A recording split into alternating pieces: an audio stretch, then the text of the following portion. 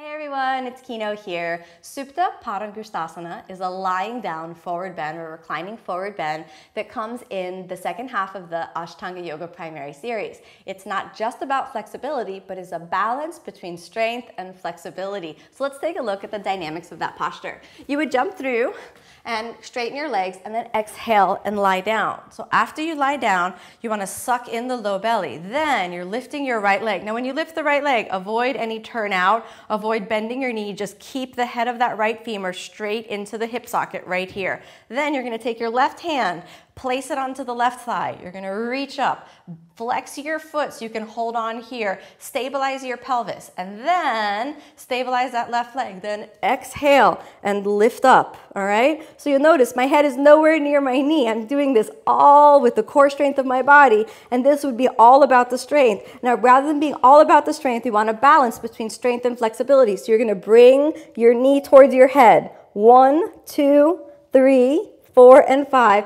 Inhale, take the head down and stabilize your pelvis and make sure you don't lean with your hips, but exhale, take the leg out to the side, externally rotating your hip joint as you look over to the left. And you'll notice that with this hand, I'm pressing on my hip as hard as I can to make sure that the hip stays planted into the ground. We're externally rotating the right hip joint, so that's rolling into the thigh. After 5 breaths, inhale, roll back to the center, exhale, take it up and reach the head to the knee.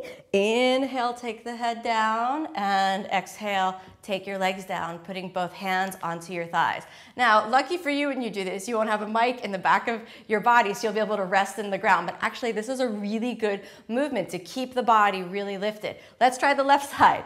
Taking the leg up, and inhale, hold onto your foot, point your toe if you can.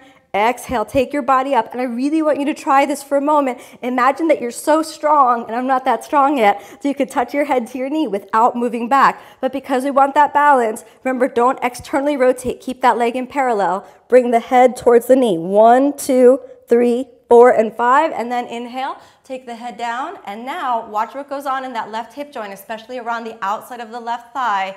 Exhale, take the leg down, out to the side, reach over. Now here's what you want to avoid.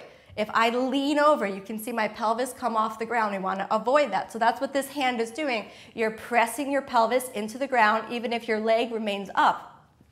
You want to ideally press so much into your pelvis that your left hip releases and you can look over your left shoulder. But if you can't do that, you just leave the leg wherever it is. After 5 breaths, inhale, come back to the center. Exhale, take it up. Let it reach into your head. Inhale, take it down, and exhale, taking the legs down, both hands on your thighs. The traditional exit from this is Chakrasana, so you would roll all the way backwards, but we don't need to demonstrate that now. If you're unfamiliar with Chakrasana, you can check out one of my other videos on that. Thanks for watching.